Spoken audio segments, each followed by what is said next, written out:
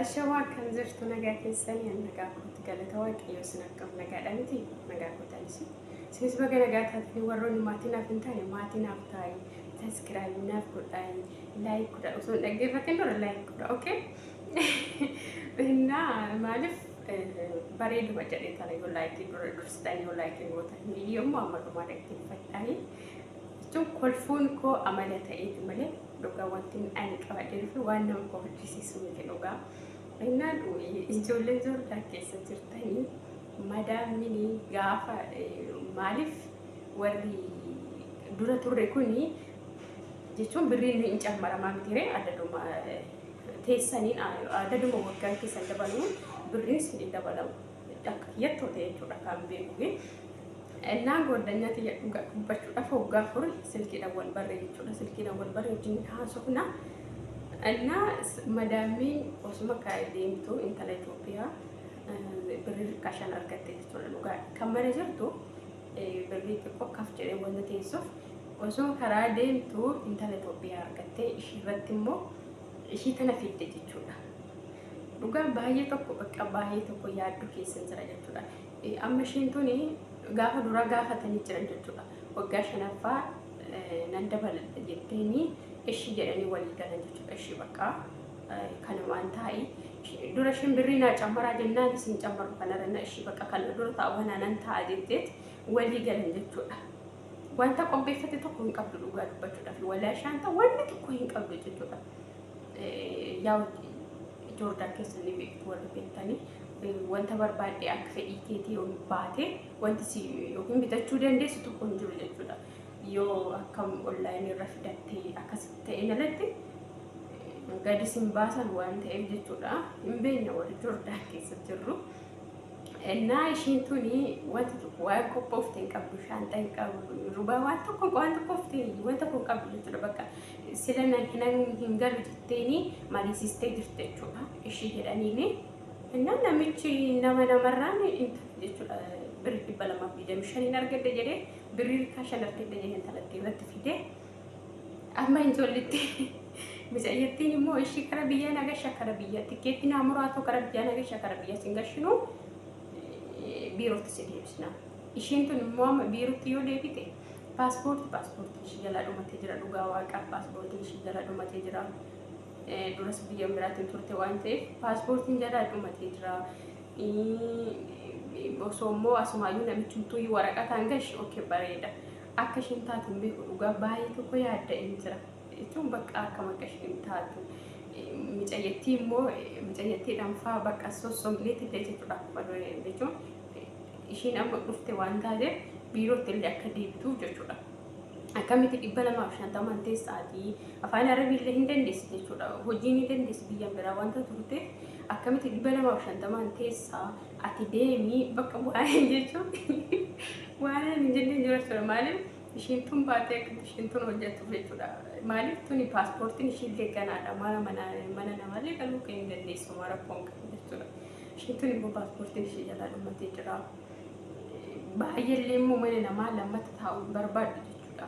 Bakka dhugaa maaliif laal akkasitti kinoola nama waggaa afur muluu isa wajjin taa'ee waggaa afur jechuun mana tokko mana madaamii waggaa afur teessa jechuun akkoo baay'ee intinidha jechuudha dhugaa dubbachuudhaaf.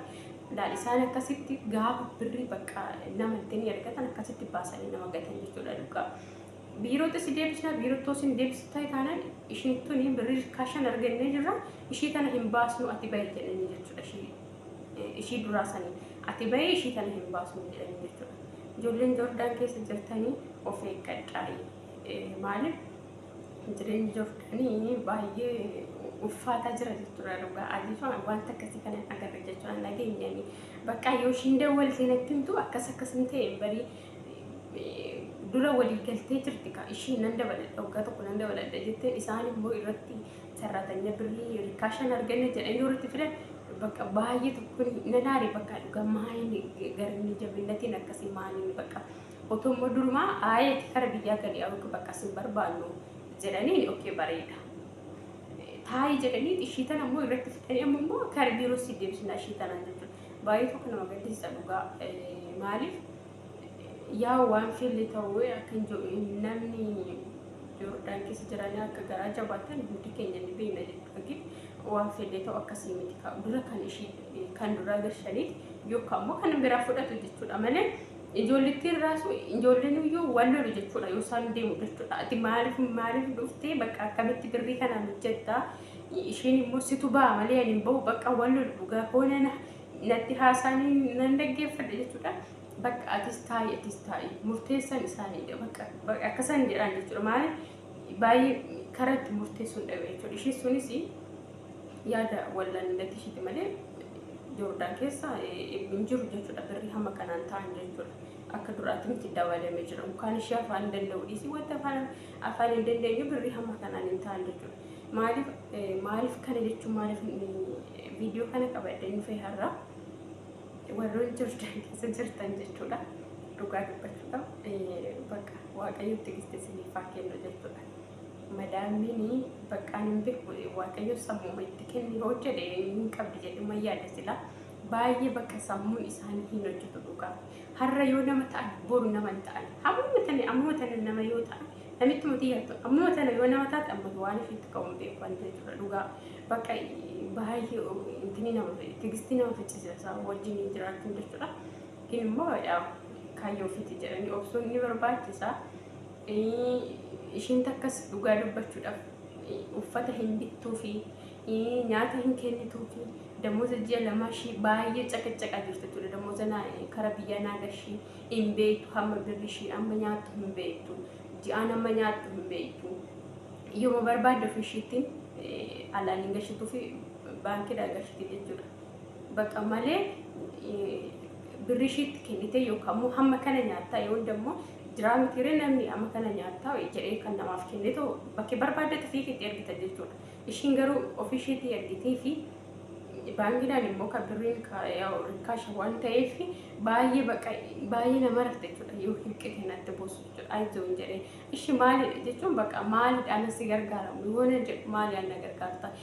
Qorri baay'ee qorraa jira waan ta'eef qorri deebi'ee jira waan ta'eef uffata naan bittu. Bakka hojjechuu dadhabee jira. Kara biyyaa tikkeetti naamurii yenna nagashannaa tikkeetti naamurtee nagashuu diddeetti. Ishii birruma biyya ji'a lama sirra qabu sanii naamurii nagashi jennaa isa sanis na didde jetti. Na yoo ishee hirqitee natti himatu dhugaa baay'ee tokko hin gadde jechuudha. Bakka maala si godhu indammoo maaliidhaan akkasii gargaaru. Bakka waan biraatiin ishii bakka kadhannuma keetiin na yaadadhu na jette waan biraa maal laaf goota. Osoo birruma kiyyaanu nagalchite. Fulli shiicilee fakkaata jechuudha. Maaliif qorri baay'eetti qorra jira uffata hin qabdu jechuudha. Nyaanni hin jirutti. Maankaadhaan safartii natti kennite jechuudha. Bakka miti ruuzuma jechuudha. Ruuzuma guggugaa kana maankaadhaan safartii natti kennite. Warroonni Joordaan keessa dhufaa jirtan dhugaa. Maaliif addisii taatanii warri Joordaan keessa dhuftan ta'a. Bilis biyya biraa deemu hojjetadha. Maaliif nutuyyuu Joordaan keessa kan jiru rakkannee jirra. Silaa dhufnee silaa biyyaa baane jenneeti isaa wajjin obsinee hundumaayyuu baannee teenya malee nuti toleeti miti jechuudha. Hundumaayyuu dandeenye jechuudha. Amma tuffallee tokko immoo yommuu xiqqoosh immoo yoo wajjin turte hamma tokko laandiraa ture gin immoo bakka yeroo jalqaba dhuftu kana bakka baay'ee sitti baay'ata jechuudha. Ba'aa baay'ee sitti baay'ata jechuudha. Isaa wajjin walii galuudhaaf kanaafi dhugaa baay'ee tokkoon gaddamti obboleettii gooddanyaatii irratti saarraatanya irratti fidanii kara biyyaallee tikkeetti muranii gashuu isaanii dhiisuu isaanii kara biirootti si deebisna yookiin immoo kara biirootti hin deebinu ati gadi bahii ishiin hin baatu ishiin addisiin tun jedhanii baay'ee tokkoon gadde isheen sunis ciistee jirti mana hakiimii hin geessanii yookaan immoo akkasumatti hojii dhibamtee birruma isaanii ji'a lama irraa qabdu sanii osoo tikkeetti muranii fi kara biyyaa gashanii oke bareeda maaliif biyyatti akka taate haa taatu jechuudha. Dhugaa baay'ee tokko nama raree bakka baay'ee tokko nagaddisiisanii jiran jechuudha. Yoon itti haasa'u bakka hin boo'u jechuudha. Dhugaa baay'ee bakka viidiyoodhaan fuulli isaa bakka cilee fakkaatti sun faammaa ishiin dhibamtu sun ciiste jechuudha. Torbee tokko ciiste jechuudha. Baay'ee nama rarte dhugaa dubbachuudha. Innaa bilis warri Joordaan keessa dhufaartan dhaabbadhaa biyya biraa deema hojjetadhaa yookaan biyyuma abbaa keessaniitti akkatti waaqayyoon sin jiraatetti jiraadha isiniin jedha. Nuuf immoo warri biyyaa nuti immoo warra sirrii fi kadhannaa nuuf godhaayi. Innaa kanas isiniin jedha. فيديو كي هم معلومات تلاقي فتاة ورهم سبسكرايبين قول سبسكرايب ناف كل أي سنين جرا ترتي جاري أما فيديو براتي وقت ديمت نقال ناف برا